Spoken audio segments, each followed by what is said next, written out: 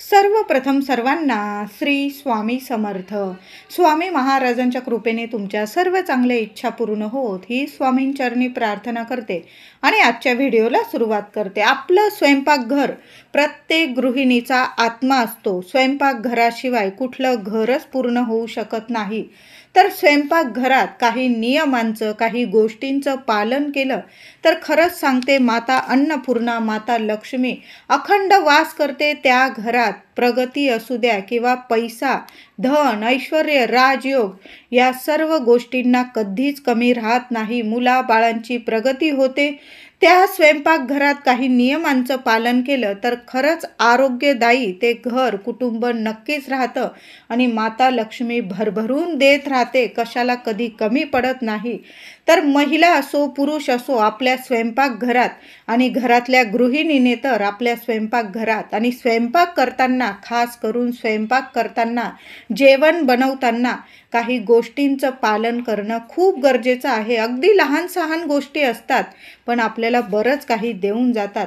तर स्वयंपाकघर आपल्या प्रत्येक गृहिणीचा आत्मा असतो. आपल्या हाताने आपण आपलं स्वयंपाकघरच काय, आपलं सगळं घर आपल्या हाताने अगदी एक एक वस्तू आपण सजवत असतो, ठेवत असतो. आपलं घर म्हणजे आपला आत्मा असतो. आपण जगाच्या पाठीवर कुठंही जा पण घरात एकदा पाऊल ठेवलं की आपण इतका बिनधास्त श्वास घेतो की आपल्या घरात आलेल्याचं सुखच काही वेगळं असू दे. मग महिला असो किंवा पुरुष, दमून थकून आपल्या घरात आलं की निवांत आपल्याला झोप पण येते. आपण कुठं फिरायला पण जा, दुसरीकडं राहिलं तरी रात्रीची निवांत झोप येत नाही. ती झोप आपल्या घरात येते. आपण बाहेर कितीही हॉटेलीत चांगलं, अगदी भारी 5 स्टार हॉटेलीत तुम्ही खाल्लं पण जे स्वयंपाकघरातलं जेवण असतं त्याची रुची काही वेगळीच असते. तर महिलांनो, आपलं स्वयंपाकघरात काही गोष्टी, अगदी लहान सहान गोष्टीचं पालन नक्की करा. त्याचबरोबर आपण रोज कणिक मळतो, पोळ्या करतो, चपात्या करतो. ती कणिक मळताना 2 वस्तू अवश्य ती कणिक मळताना टाकत जा. लक्ष्मी माता प्रसन्न होईल आणि धावत तुमच्या घरात येईल. माता अन्नपूर्णा अखंड वास करेल तुमच्या घरात. अन्न धान्य असू द्या किंवा मुलाबाळांची प्रगती असू द्या, कशाला कमी पडणार नाही. राज वैभव तुमच्या घराला राज ऐश्वर्य प्राप्त करून देईल माता लक्ष्मी. पिठाची कणिक ही सूर्याची कारक मानली जाते. सतत घरात भांडणे होत असतील, कटकटी होत असतील, समाजात मान सन्मान मिळत नसेल, शत्रू पीडा असेल, कुणीही त्रास देऊन जाते आणि तुम्ही सहन करताय, तर स्वयंपाकघरात महिलांनी या 2 गोष्टी, या गोष्टी नक्की करा. हे उपाय दररोज करा. आपल्या स्वयंपाकघराचं मोठं महात्म्य आहे. वास्तुशास्त्रानुसार घराचे स्वयंपाकघर सर्वात महत्त्वाची जागा असते. संपूर्ण घराची महत्त्वाची जागा वास्तुशास्त्रानुसार घराचे स्वयंपाकघरच असते. जिथे घरातील गृहिणीचा, लक्ष्मीचा बराचसा वेळ त्याच ठिकाणी जात असतो. स्वयंपाकघरात माता अन्नपूर्णा वास करते, माता लक्ष्मी वास करते. स्वयंपाक करणाऱ्या गृहलक्ष्मीने प्रसन्न मनाने स्वयंपाक करावा. देवी देवतांचे नामस्मरण करत, मंत्र जपत स्वयंपाक केल्यास त्या स्वयंपाकास, जेवणास, अन्नास रुची, स्वाद येतो. त्या अन्नात माता अन्नपूर्णाचा वास, आशीर्वाद येतो आणि घरातील व्यक्तींचे आरोग्य, मन निरोगी राहते. त्या घरात लक्ष्मी माता वास करते. त्या घरात प्रत्येक कामात यश मिळत असतं. म्हणून स्वयंपाक करतात मनात दुःख असणे, एखाद्याबद्दल वाईट भावना ठेवणे, अपशब्द बोलणे या गोष्टी गृहिणींनी कटाक्षाने टाळायच्याच आणि मगच स्वयंपाक करायचा. कारण जे अन्न स्वयंपाकघरात शिजवलं जातं त्या अन्नात गृहिणीच्या विचारांचा मोठा प्रभाव पडत असतो. असे अन्न खाल्ल्यानंतर खाणाऱ्याच्या मनावर देखील त्या अन्नाचा प्रभाव नक्की पडत असतो. म्हणून महिलांनो, अन्न शिजवताना श्री स्वामी समर्थ, श्री स्वामी समर्थ मंत्र जप करत तुम्ही अन्न नक्की शिजवून बघा. किती स्वाद आणि रुची येते. त्या अन्नाला बरकत येईल. आपण म्हणतो पैशालाच बरकत, पण अन्नाला सुद्धा बरकत लागत असते. आपल्या घरात अन्नधान्याला कधी तुटवडा पडू नये म्हणून महिलांनो, रोज तुम्ही स्वयंपाक करताना मंत्र जपून मग स्वयंपाक करून बघा. अगदी सुरुवातीला फोडणी देताना, कणिक मळताना जरी तुम्ही श्री स्वामी समर्थ किंवा तुम्ही ज्या देवांना, देव तर एकच आहे, ब्रह्मांड नायक एकच आहे, तुम्हाला जे देवी देवतांवर तुमचा विश्वास आहे, तुम्ही रोज पूजतात त्यांना, तुम्ही त्यांचं नामस्मरण करून मग तुम्हाला स्वयंपाकाला सुरुवात करायची आहे. बघा काय फरक पडतो तुमच्या जीवनात आणि तुमच्या आरोग्यावर, तुमच्या कुटुंबावर, तुमच्या घरावर बराचसा त्याच्यावर फरक नक्कीच पडेल. स्वयंपाकघरात सकाळी उठल्या उठल्या अगदी हातपाय धुवून घ्या तुम्ही आणि मग स्वयंपाकघरात गेलात तरीही चालेल. अगदी असं नाही की तुम्ही आंघोळ करूनच गेलात पाहिजे, पण उठल्या उठल्या आधी बाथरूममध्ये जा, हातपाय धुवा आणि मग तुम्ही स्वयंपाकघरात अन्न शिजवायला लागला, चहा कॉफी बनवायला लागला तरीही चालेल. असं नाही की आंघोळ केलंय आणि मगच तुम्हाला स्वयंपाकघरात हात लावायचा आहे. मुलांचे डब्बे असतील, पतिदेवांचे, तुमची घाई गडबड असेल तर मग अशा वेळी बाथरूममधून हातपाय धुवून मग आपण स्वयंपाकघरात जाऊ शकतो आणि स्वयंपाक बनवू शकतो. आंघोळ केल्यावर स्वयंपाक केला तर अतिशय उत्तम, पण सर्वच महिलांना गडबडीत नाही जमत की आंघोळ केल्यानंतर सर्व कामं होतील.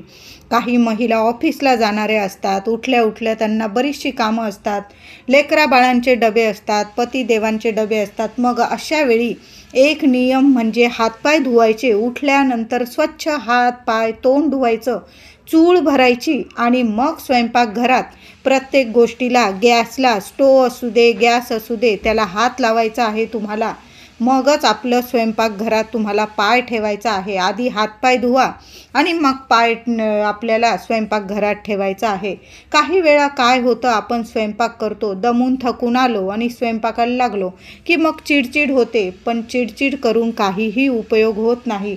आपल्या कुटुंबाचं पोट भरण्याची जबाबदारी ही गृहलक्ष्मीचीच असते. म्हणून आपण शांततेत स्वयंपाक करा आणि आपल्या कुटुंबाचं पोट भरायचं आहे. त्या अन्नाला शांततेत नामस्मरण करून, देवी देवतांचं ध्यान मंत्र जप करून जर स्वयंपाक केला महिलांनो, खरंच सांगते त्या अन्नाला खूप रुची येते, बरकत येते, अन्नपूर्णा मातेचा आशीर्वाद येतो. चिडचिड करून, अपशब्द बोलून त्या अन्नाला रुची पण येत नाही, उलट त्रास आपल्यालाच होतो आणि आपल्याविषयी दुसऱ्यांच्या पण मनात, अगदी मुलं असू दे, पती असू दे, घरात सासू सासरे, आई वडील, बहीण भाऊ, कोणी पण असू दे, त्यांच्या मनात आपल्याविषयी द्वेष निर्माण होतो. म्हणून शांततेत स्वयंपाक करताना शांत मनाने स्वयंपाक करायचा आहे. बघा तुमच्या घरात अन्नधान्याला बरकत नक्कीच येईल, कधीच कशाला कमी राहणार नाही. रोजची कणिक आपण मळतो, कणिक मळल्यानंतर त्या कणकेवर गृहिणीने स्वतःचे बोटं नक्की उमटवायचे असतात. तुम्ही जरी तुमचं फूड प्रोसेसर असेल, त्यात कणिक मळत असाल तरी ती कणिक एखाद्या ताटात काढा, ती छान स्वतःच्या हाताने, दोन्ही हाताने महिलांनी कणिक मळून घ्यायची आणि दोन्ही हातांची बोटं त्या कणकेवर नक्की उमटवावी. ज्या कणकेवर गृहिणीच्या बोटांचे ठसे नसतात ती कणिक पित्र व वाईट आत्मा स्वतःसाठी ग्राह्य मानतात, स्वतःसाठी मानतात. अशा कणकेपासून बनवलेल्या पोळ्या चपात्या खाल्ल्याने घरात आजारपण, कटकटी, भांडणं, दुःख आणि गरिबी या अनिष्ट गोष्टी घडायला लागतात. काही महिला जास्तीची कणिक मळून फ्रीजमध्ये ठेवून दुसऱ्या दिवशी त्याच कणकेच्या चपात्या बनवतात. माझ्या काही मैत्रिणी असतील ज्या ऑफिसला जात असतील, खरंच घाई गडबड असते, मग रात्री कणिक मळून ठेवतात आणि फ्रीजमध्ये ठेवून देतात आणि दुसऱ्या दिवशी त्यांच्या चपात्या बनवतात. काही महिला अशा पण असतील ज्या 2-2 दिवसाच्या कणिकेच्या पोळ्या चपात्या बनवत असतील. अशा गोष्टी खरंच आपल्या स्वयंपाकघरात टाळून द्या, अशा करू नका. अशी कणिक देखील पित्र व वाईट आत्मा स्वतःसाठी ग्राह्य आपल्यासाठी मानतात, म्हणून कणिक फ्रीजमध्ये ठेवू नये. एखाद्या वेळी खूप घाई आहे, सकाळी पोळ्या बनवायच्या आहे तर फ्रीजमध्ये कणिक मळून ठेवू शकतात, पण त्या कणकेला थोडासा गाईच्या तुपाचा हात लावून मग तुम्ही ती कणिक ठेवली फ्रीजमध्ये तरी चालेल. पण गाईच्या तुपाचा थोडंसं तूप घ्या आणि त्या कणकेला लावून ठेवा, त्यावर झाकण ठेवा. एखाद्या डब्यात ती कणिक कणिक नीट ठेवा आणि मगच दुसऱ्या दिवशी सकाळी लवकर उठून त्याच्या चपात्या बनवल्या तर ठीक आहे. 2-2 दिवसाची कणिक अजिबात वापरू नका. मी म्हणेल जेवढी कणिक लागते तेवढीच मळा. हा तरी नियम नक्की महिलांनो पाळा. यामुळे या कणकेच्या चपात्या पोळ्या बनवल्या व खाल्ल्यानंतर कुठले दोष उत्पन्न होणार नाही. कणिक मळून ठेवत आहात तुम्ही रात्री, तर त्याला थोडंसं गाईच्या तुपाचा हात नक्की लावा. मग कुठलाही दोष तुम्हाला लागणार नाही. किंवा तुमच्या कुटुंब खात असतील त्या चपात्या, मुलं बाळं पतिदेव, त्यांना सुद्धा कुठले दोष उत्पन्न होणार नाही आणि काही आजारपण सुद्धा येणार नाही. गृहिणीने नेहमी लक्षात ठेवावं, घरात बनवलेल्या चपातीचा पहिला भाग आधी देवी देवतांना समर्पित करावा, नैवेद्य दाखवावा. पहिली चपाती जर तुम्हाला गाईला खाऊ घालता आली तर सर्व देवी देवतांना नैवेद्य अर्पण केल्याचे पुण्य फळ आपल्याला नक्की मिळतं, कारण गाईमध्ये 33 कोटी देवी देवता वास करतात. दुसरी चपातीचा हिस्सा म्हणजे थोडासा तुकडा घराच्या अंगणात किंवा बाल्कनीत किंवा छतावर कावळ्यासाठी नक्की टाका. रोज जमलं तर नक्की अगदी छोटासा तुकडा टाकला ना तरीही चालेल. त्याने पितृदेवता प्रसन्न होतात. तुम्हाला पितृदोष असू दे किंवा नसू दे, पण थोडासा चपाती असू दे, भाकरी असू दे, थोडासा भात असू दे, भाताचे कण आपल्या बाल्कनीत असू दे किंवा छतावर असू दे किंवा घराबाहेर असू दे, पितृदेवांच्या नावाने नक्की ठेवत जा. अगदी थोडासा जरी हिस्सा ठेवला तरीही चालेल. यामुळे कायम पितृ प्रसन्न राहतात.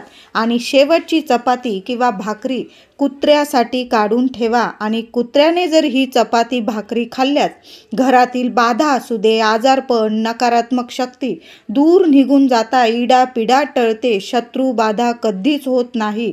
म्हणून कुत्र्याला शेवटची चपाती आणि पहिली चपाती गाईला आणि मधली चपाती आपल्या पितरांना नक्की देत जा. आणि मग स्वतः आपण अन्न खायचं असतं. नकारात्मक शक्ती निघून जाता. यामुळे गृहिणींनो, कणिक मळणं, पीठ मळताना त्यात या 2 गोष्टी टाकायच्या आहेत. त्यामुळे आपल्या आणि आपल्या कुटुंबातील सर्व व्यक्तींच्या कुंडलीतील शुक्र ग्रह आणि चंद्र ग्रह इतके मजबूत होतात. शुक्र ग्रह भौतिक सुखांशी निगडीत आहे. घर, वाहन, बँक बॅलन्स, पैसा, ऐश्वर्य सर्व म्हणजे प्राप्त करून देतात आपल्याला. आपल्या कुंडलीमध्ये शुक्र ग्रह मजबूत अत्यंत असणं महत्त्वाचं खूप आहे. म्हणजे शुक्र ग्रह आपला जर मजबूत असेल, चंद्र मजबूत असेल, तर आपल्याला सर्व सुखांची, ऐश्वर्याची प्राप्ती होते. आणि चंद्र मजबूत असेल तर मन नियंत्रित आपलं राहतं. समाजात मान सन्मान, पद प्रतिष्ठा मिळू लागते. तर कणिक पीठ मळताना त्यात थोडंसं तूप आणि चिमूटभर साखर नक्की घाला.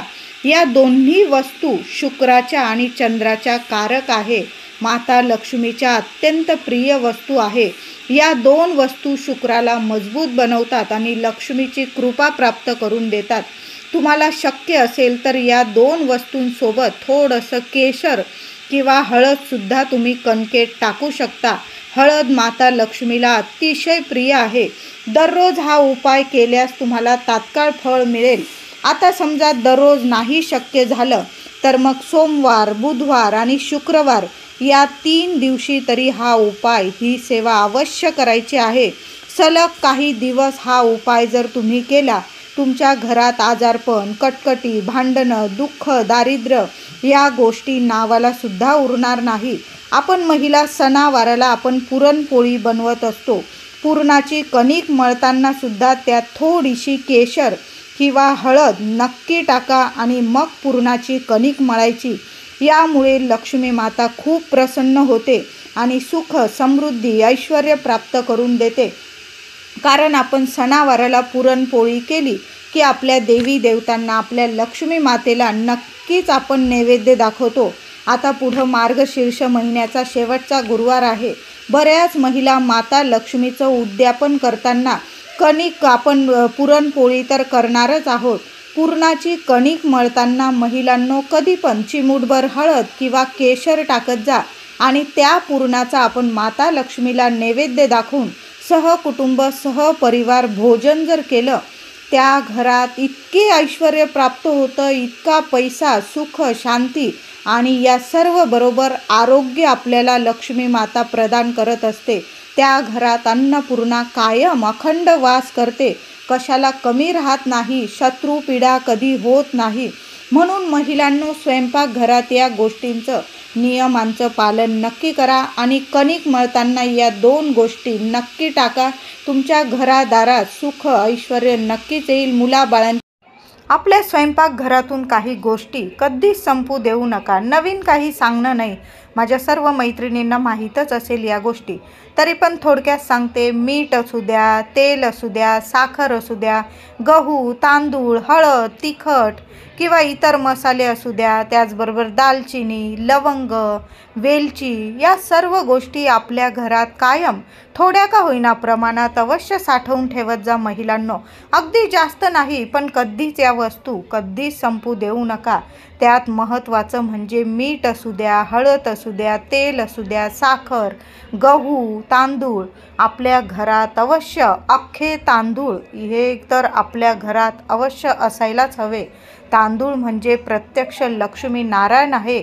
कुठल्याही शुभ प्रसंगी असू द्या किंवा रोजची देवपूजा, आपण देवांना अक्षता वाहिल्याशिवाय आपली पूजासुद्धा पूर्ण होत नाही. म्हणून या वस्तू, दूध असू द्या, दही असू द्या, या वस्तू कधीच आपल्या घरात संपू देऊ नका महिलांनो. प्रत्येक गृहिणीचं आपल्या घरात लक्ष हे असतं आणि असायलाच हवं.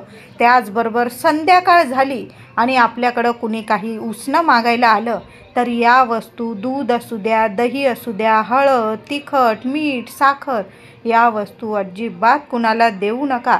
हा येऊ द्या त्यांना, तुम्ही स्वतः त्यांच्यासाठी चहा पाण्याची व्यवस्था केली, त्यांना चहा द्या, दूध द्या स्वतःच्या घरात प्यायला, पण त्यांना उसणं या गोष्टी अजिबात देऊ नका. आणि त्यात पैसे तर कुणालाच देऊ नका. पैशांमुळे आपले व्यवहार, आपले नातेसंबंधेसुद्धा बिघडू शकतात, भांडणे निर्माण होतात.